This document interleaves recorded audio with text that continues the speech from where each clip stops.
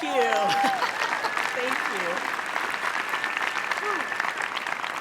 By the time I had become a Thunderbird, I had been a combat-proven fighter pilot for 8 years, flying that beautiful F-15E Strike Eagle that I showed you earlier. I had safely led my peers in and out of combat more times than I could count. So you can imagine when I show up as an 8-year experienced fighter pilot to the Thunderbirds, I'm thinking I know everything about the teamwork and trust needed to handle change. But what I discovered very quickly is that I was the one that needed to change, that I was joining a unique and elite mission, and it was I that needed to change. And so let me tell you a couple of stories. So here I am, one of only 6 pilots in the whole Air Force, combat-proven fighter pilot. I'm a young captain, 30 years old. I remember walking onto Nellis Air Force Base that very first day. I walk in there in this beautiful giant red, white, and blue hangar, super excited, take those first steps in, and my military veterans and service members that are in here, you're gonna know what I'm talking about.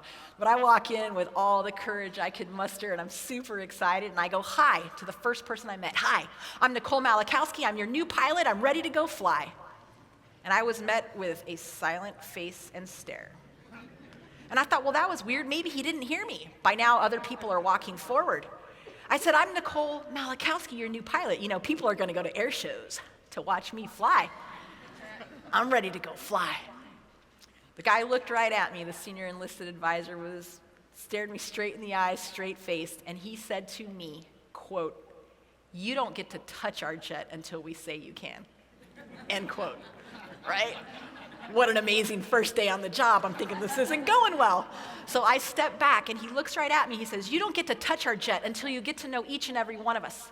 Our names, our spouses' names, our kids' names, our hometowns, our hobbies. Further, you, Miss Pilot, need to go do a little mini internship with every other career function on this team so you have a better understanding how if you don't do your job to the highest level of excellence, it impacts us. And how if we don't do our job to the highest level of excellence, it impacts you." You see, there were 125 people from 25 different career functions who came together to make that mission happen.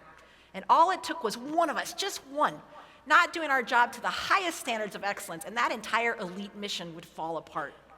The Thunderbirds taught me an extremely valuable lesson very early on, and it's this: nothing of significance is ever accomplished alone. We've talked about courage, and we've talked about teamwork and trust, and I want to talk a little bit about this idea of vulnerability. Because change is hard, right? Change is something we as human beings like to resist. Change can be scary.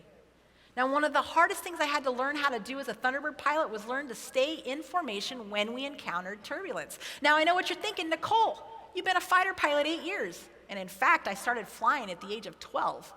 So by that time, I'd been a pilot 18 years. You're thinking, NICOLE, you've flown in turbulence many times. Oh, yes, my friends. I had flown in turbulence many times. But as my friend Kyle knows, the first time you encounter turbulence at 500 feet, 500 miles an hour, upside down, 3 feet away from 5 other jets, that is indeed an eye-opening moment, okay?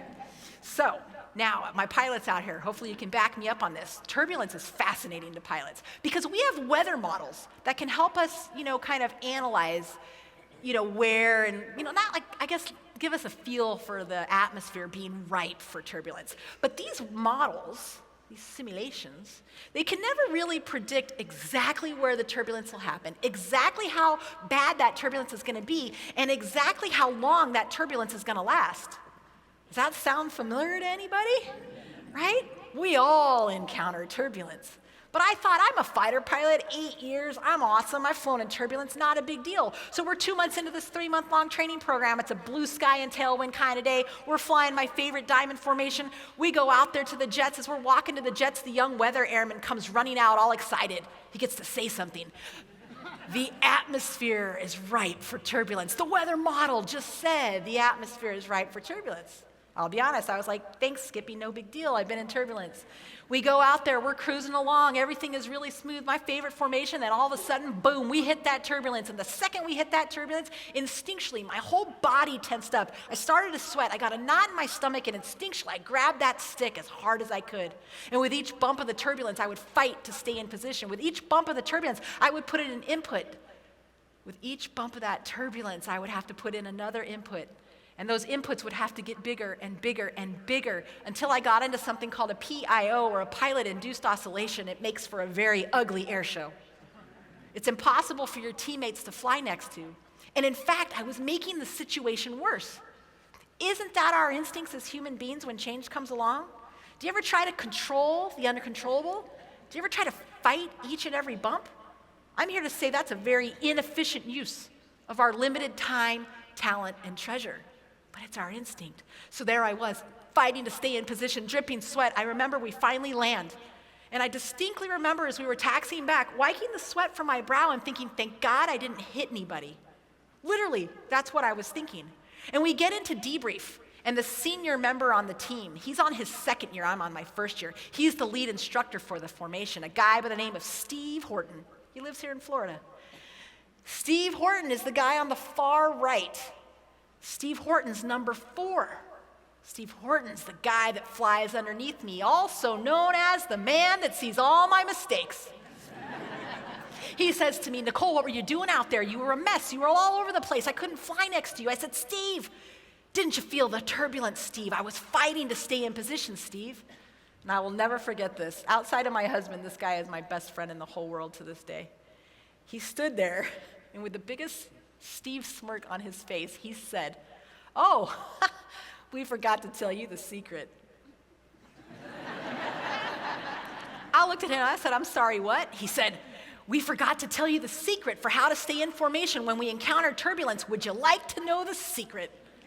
I'm like, yeah, bro, information I could have used yesterday, right? He says, the secret is this, Nicole. We promise each other as a team that when any one of us in our own jet encounters turbulence, regardless of what position you're in, regardless of what formation we're doing, regardless of what maneuver we're about to do, when any one of us encounters turbulence in our own jet, we will immediately loosen our grip.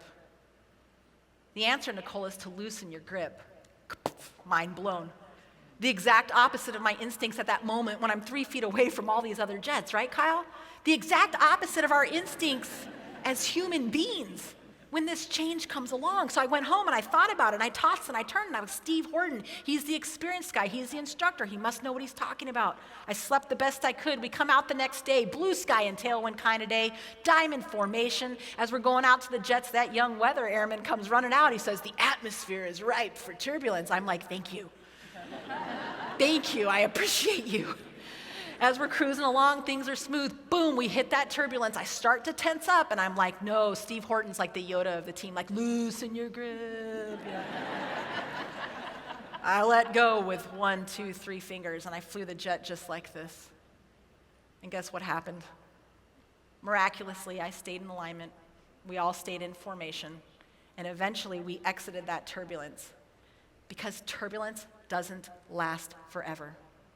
And the beauty of the whole thing, our client, the audience on the ground, never even knew. It's okay to loosen your grip. Now, I'm not giving you permission to just let go of the stick. That's not what I said, right? Choose to control the things you can control. Choose to be efficient with your limited time, talent, and treasure.